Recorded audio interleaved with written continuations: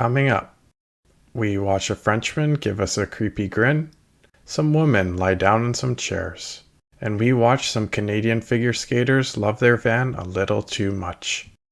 カードが挿入されていません。 Hello, and welcome back to another episode of JDM History, presented by the JDM Historian. Today, we'll be looking at the Toyota Alphard. It's the mid-1990s, and Toyota is finding itself struggling in the mid-size minivan market with their Estima, lagging far behind the Honda Odyssey and Nissan Serena. The Odyssey, which has been introduced in October of 1994, was sleek, sporty, and appealed to younger families who wanted to cruise in something stylish. The Serena was the more practical choice for families as it could fit up to 8 people and was quite economical to run. Toyota's vans at the time were boxy, utilitarian, and overall less refined. With the Serena's success, Nissan doubled down in the minivan game and created a new market all for itself. This would be known as the luxury MPVs category. In May of 1997, the Nissan Elgrand was born. The Elgrand was larger, wider, and grander in appearance than the Serena and the Town Ace. It came with premium interiors such as leather seats, wood grain trim, and a smooth 3.5-liter V6 engine for that effortless feel found in luxury sedans of that day. It became associated with business prestige. Companies and hotels were buying up Elgrands as executive shuttles for their most important clients and employees. Elgrands were a proper luxury MPV that were luxury first, family second. With all of Nissan's achievements, Toyota was forced to go back to the drawing board and rethink its MPV lineup, all while watching Nissan take a runaway victory in the MPV category, selling more than 50,000 Elgrands and 60,000 Serenas per year up until 2001. But in 2002, the tides began to change, and Toyota had an answer. Enter the Toyota Alphard.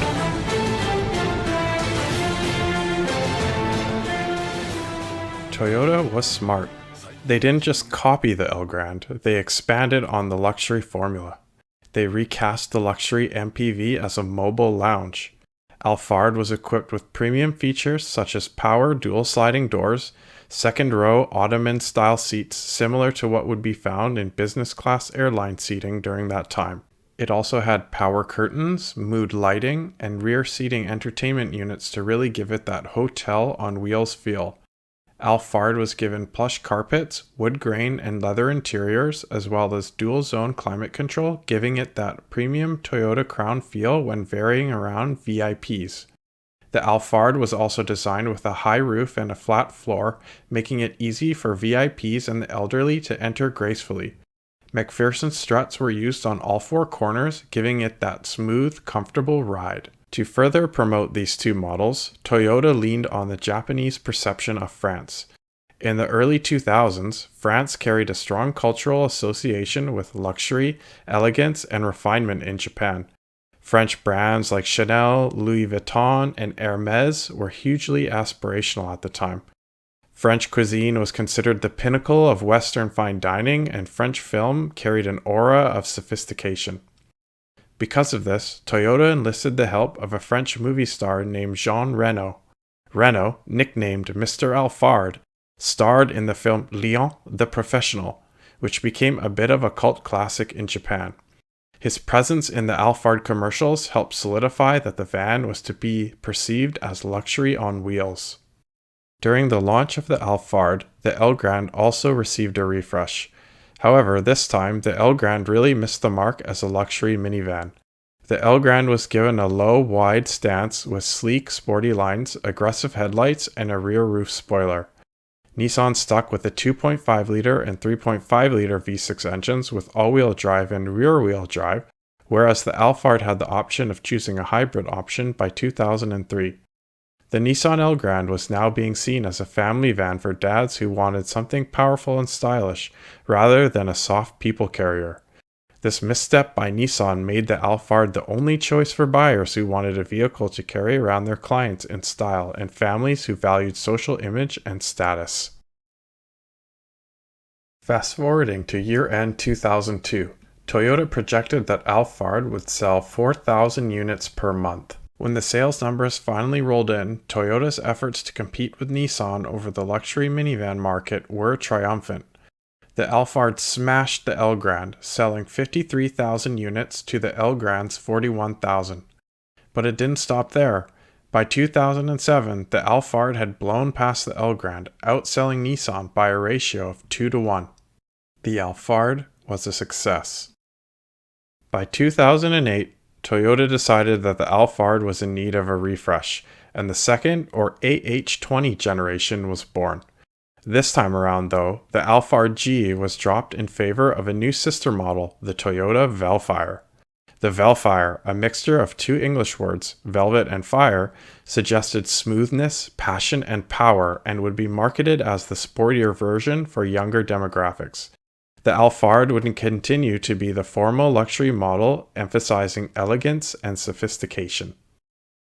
What's interesting is that at the launch of the AH20, no hybrid option was available. Seems a bit odd considering that the AH10 generation had one already. So, what happened? The AH10 Alphard Hybrid used Toyota's early hybrid synergy drive system, which was originally developed for the Prius. Because the Alphard was much heavier than the Prius, the hybrid system worked harder when accelerating and carrying around large loads.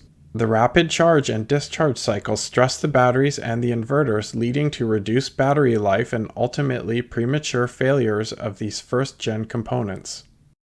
Since the hybrid had unique hybrid components, replacement costs for battery packs could cost up to $8,000. Because of this, many hybrids ended up being avoided in the used car market. Hotel and shuttle companies preferred gas versions due to reliability concerns. And to top it off, the hybrid versions didn't really offer much fuel savings for the added complexity of the hybrid system. When it came to the second generation, the AH20 was both bigger and heavier. Toyota didn't have a powerful hybrid system ready to handle the weight of the new model. Retrofitting the old system would have been a bad idea, as the cost savings would have been negligible and the Alphard would be plagued with the same or worse reliability issues seen in the previous generation. Globally, Toyota was also prioritizing hybrid rollouts of other models, including the Prius and some of the Lexus models. Since the Alphard was a Japan and Southeast Asia only car, it was not given top priority for hybrid R&D, as it was seen as less of a moneymaker compared to its other lines of vehicles. Also, as it was 2008, the world was exhibiting the global financial crisis. Putting too much money into Alphard R&D only for people not to buy it due to a downturn would be a waste of capital for the business. By 2011, the world had more or less recovered from the global financial crisis, and during that time, Toyota was able to retool the two AZ FXE engines found in Alphards and some of its other vehicles such as Harrier, Kluger, and Lexus 400 to better suit the needs of heavy SUVs and the like. The engine now burnt less oil and had lower noise vibration and harshness tuning. The Alphard was also equipped with dedicated battery cooling ducts under the seats and a better inverter cooling loop taken from the Harrier hybrid.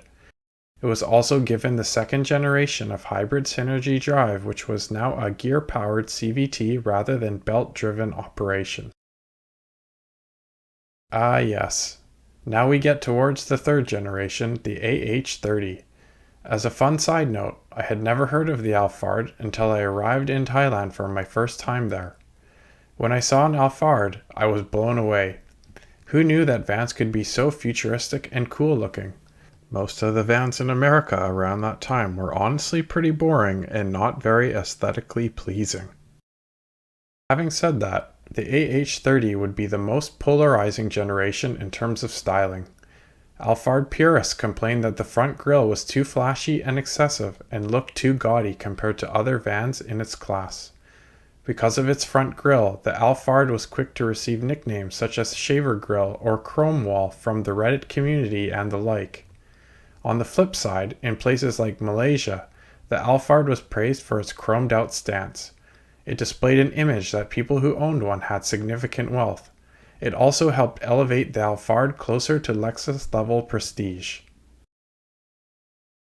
Over the first and second generation of the Alphard, Importers from countries such as China, Hong Kong, Singapore, and others were buying up used Alphards and Vellfires at the Japanese auction houses and bringing them in to be resold. These imported Alphards became a bit of a status symbol in places like Hong Kong, as they were hard to find and were more luxurious than the other people carriers within those regions. Because of their desirability and status, independent dealers could fetch higher margins on Alphards, in some cases reselling them for double the price of their worth in the Japanese used market. This was a great sign for Toyota for a few reasons. Other countries were hungry for the Alphard. Gray imports acted as a way to gauge interest without having to spend lots of money trying to advertise and bring awareness to a new vehicle. Selling premium vehicles in countries with high import tax such as Thailand would be more profitable for Toyota than other types of vehicles. It lowered Toyota's risk. It already knew which markets were hot. So, in 2011, with the launch of the AH30, Toyota more heavily expanded into other countries and officially introduced the Alphard and Vellfire to the Chinese market. The Chinese market was to be a huge growth market, as big vans were not common in China, giving the Alphard almost Rolls-Royce status. Alphards were also seen ferrying around pop stars and actresses, feeling the desire for others to own one too. So, you might be scratching your head at this point. If Alphard had Lexus-like prestige and was often seen as a Japanese Rolls-Royce, why didn't they make a Lexus version? Well, that's exactly what Toyota did. In 2019, at the 18th Shanghai Auto Exhibition, the Lexus LM was unveiled. The LM, standing for Luxury Mover, was to be the most prestigious van in the Alphard family. Aimed particularly at business class people, Lexus designed the LM to be primarily set up as a 4-seater, even though it could potentially be configured to be an 8-seater. One seat for the driver, another for the assistant, and 2 back row seats for the boss and his or her business partner. When it comes to the drivetrain, the LM very much copies from the Alphard. The LM was built on the same platform as the Alphard and is kitted out with the same engines and transmissions. However, some notable improvements over the Alphard really made the LM stand out as a truly luxury product. Lexus engineers added extra layers of sound dampening material around the floor pan, firewall, doors, and rear quarter panels. They opted for dual pane windows on all sides and chose ultra high-grade sealants around door and window panels to further isolate road noise from the passengers. The LM was also given swing valve shock absorbers, which was cutting-edge technology at the time for Lexus. The extra swing valve on the shock absorber would open whenever it detected small amounts of hydraulic pressure. This would allow the damper to react to vibrations that traditional shocks would have ignored, allowing for a smoother, more comfortable ride. A few other interesting tidbits about the LM. Even though the LM was built in Japan, the first generation of LM was not available for purchase in Japanese markets, and only Southeast Asia, China, Hong Kong, and Taiwan were able to purchase it. The LM also has umbrella storage, a feature only found in Rolls-Royce at that time. With the rise of the LM and the Alphard being the stronger global brand, the AH30 is starting to look old and the sales of the Vellfire are dwindling. Toyota is contemplating killing off the Vellfire entirely as it wants to reduce complexity in dealership networks, parts manufacturing, and marketing spend. However, in 2022, reports suggested that Toyota was receiving pushback from customers when it floated the idea of sunsetting the Vellfire. Because of this, Toyota decided it will keep the sister model, however it will only sell the van within the Japanese market. It will also become the performance-leading Alphard sibling, giving it more sporty features such as an inline 4 turbo motor. This would be the first model in the Alphard line to have a turbocharged engine. It's now 2023 and the AH40 generation is finally born. This was to be Alphard's quietest and smoothest generation. The Alphard was moved off the new MC platform to the relatively new TNGA-K chassis. Both the Vellfire and the Alphard were given straight rockers and a V-shaped brace in the rear of the vehicle, as well as utilized structural adhesives which help decrease body roll and keep the van more stable in corners. The van's double wishbone suspension was updated and were now equipped with swing valve technology taken from the LM. From these upgrades, rigidity was improved by 50% and the van saw a 30% reduction in vibrations over the third generation models. As the Vellfire is the more sporty of the two, it was also given a front support brace to improve body rigidity even further, making it more responsive when accelerating from a standstill. Looking back over the Alphard's life, it's interesting to watch how Toyota, which struggled to be competitive in the van market in the 90s, was able to re-steer the ship and basically crown the Alphard the king of vans. It's amazing how a niche product and some good marketing can do to turn things around. Well, that just about wraps up this video. I hope you guys enjoyed it, and as always, thanks for watching. I'll catch you in the next one.